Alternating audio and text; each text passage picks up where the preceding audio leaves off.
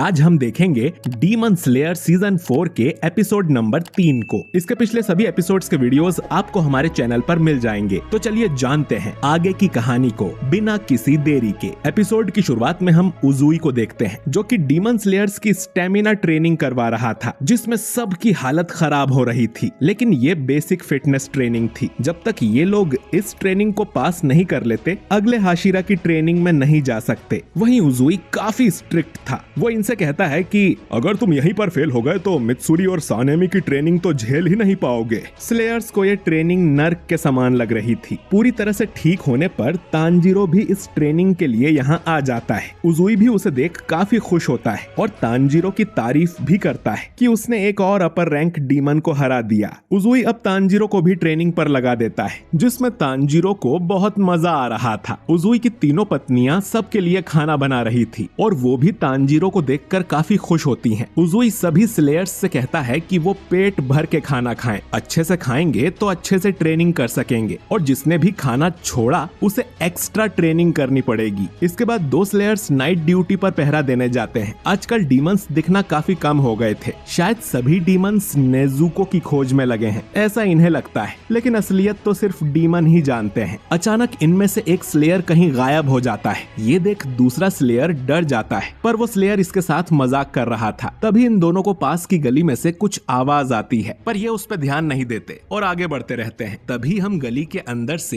एक डीमन की आंख निकलते हुए देखते हैं, जो कि इन दोनों स्लेयर्स का पीछा करने लगती है। इस आंख पर नंबर 4 लिखा हुआ था। अगले दिन तांजीरो फिर से ट्रेनिंग में सबको पीछे छोड़ रहा था, जो देख बाकी स्लेयर्स हैरान थे। तांजीरो इन्हें कहानी सुनाता है कि कैसे उसने एक अपर रैंक को मारा था, लेकिन उसकी बड़बड़ किसी को भी समझ नहीं आती। उजुई अब सभी को एक बड़ा सा पहाड़ चढ़कर वापस उतरने को कहता है। यही आज की आखिरी ट्रेनिंग होगी। जो भी लेट आएगा उसे डिनर नहीं मिलेगा। उसकी तीनों वाइफ्स तांजीरो के पास आकर उससे कहती हैं कि उजुई बाहर से दिखने में जितने सख्त हैं, अंदर से उतने ही मुलायम हैं। जब तक सारे स्लेयर्स नहीं लौट आते, वो खुद भी डिनर नहीं करते हैं। एक दिन वो खुद पूरा पहाड़ चढ़ गए थे एक बचे हुए स्लेयर को लाने के लिए। उजुई आकर कहता है कि मास्टर ने उस पर भरोसा किया है, तो वो ऐसे ही इन स्लेयर्स को मरने थोड़ी देगा। तांजीरो भी अब पहाड़ चढ़ने लगता है और मन में सोचता है कि सभी हाशिराज अंदर से कितने साफ दिल होते हैं। हम तांजीरो और गियू का ईटिंग कॉन्टेस्ट देखते हैं, जिसमें दोनों ने ढेर सारी प्लेट्स साफ कर दी थी। तांजीरो ने शर्त रखी थी कि अगर वो जीता तो गियू को हाशिरा ट्रेनिंग में हिस्सा लेना पड़ेगा। गियू भी अब हाशिरा ट्रेनिंग ज्वाइन करना चाहता था, तो वो जानबूझकर कम खाना खाता है और तांजीरो को ये कॉन्टेस्ट जिता देता है। खैर, शाम को सानेमी और ओबानाई आपस में बात करते हैं कि वो लोग इन स्लेयर्स को ट्रेन तो कर रहे हैं, लेकिन अपर रैंक से लड़ाई में ये लोग किसी काम नहीं आने वाले। पर मास्टर की यही इच्छा थी, तो हम उसे पूरा करेंगे। दोनों को वो इन्फिनिटी कैसल वाली बात परेशान कर रही थी कि वो जगह आखिर थी क्या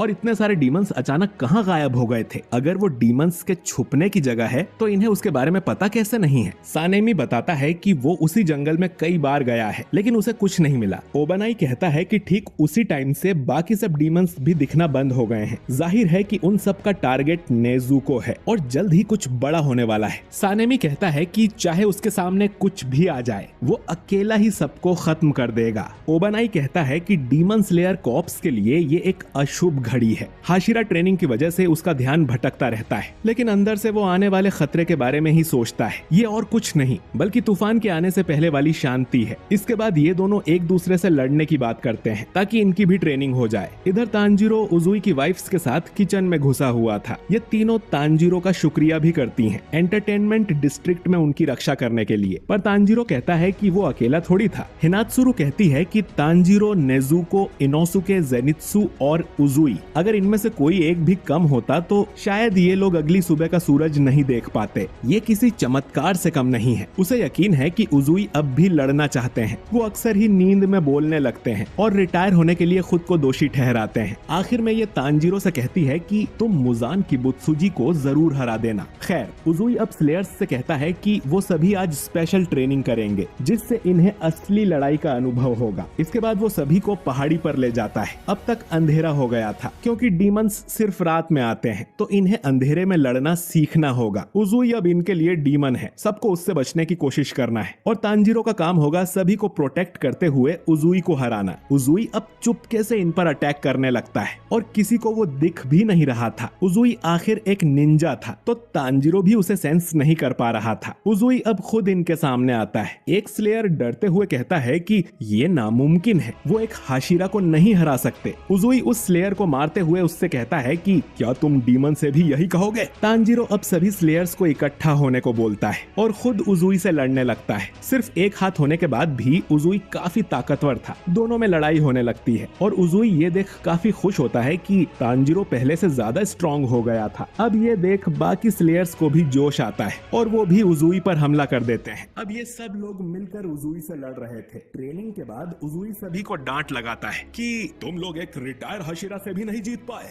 सभी स्लेयर्स कहते हैं कि उन्हें यकीन है कि तांजीरो और हाशिरास मिलकर अपर रैंक्स और मुजान को मार देंगे और उनके इस काम में वो सब भी जितना हो सके अपना योगदान जरूर देंगे और उसके लिए वो कड़ी मेहनत करके स्ट्रॉन्ग बनेंगे। ये सुन उजुई काफी खुश होता है। करीब 10 दिन बाद तांजीरो इस स्टेमिना ट्रेनिंग को पास कर लेता है। उजुई उससे कहता है कि अब तुम अगली ट्रेनिंग पर जा सकते हो। हमने अपर रैंक को तो हरा दिया, लेकिन ये सब तभी खत्म होगा जब हम मुजान किबुत्सुजी को मार देंगे। और ये काम उजुई तांजीरो के भरोसे छोड़ता है। तांजीरो कहता है कि वो मुजान को जरूर हरा देगा। मतलब उजुई को अपने बाकी हाशिरा साथियों पर भरोसा ही नहीं है, पर ये कल का आया लौंडा जरूर मुजान को मार देगा। दोस्तों, यही होता है जब मन से सीन्स लिखे जाते हैं। खैर, तांजीरो अब इन सबको गुड बाय और थैंक यू बोलकर यहाँ से चला जाता है। अपने कासुगाई क्रो का पीछा करते हुए तांजीरो मुइचिरो के मेंशन में पहुंचता है और देखता है कि मुइचिरो तो और भी ज्यादा सख्ती से ट्रेनिंग दे रहा था। और ये एपिसोड यहीं पर खत्म हो जाता है। तो दोस्तों, हाशिरा ट्रेनिंग आर्क मांगा में सिर्फ 9 पेजेस का था, यानी कि सिर्फ 3 एपिसोड्स में आराम से इस पूरे आर्क को खत्म किया जा सकता था। अब पहले एपिसोड में करीब 3 पेजेस को कवर किया गया था, दूसरे एपिसोड में करीब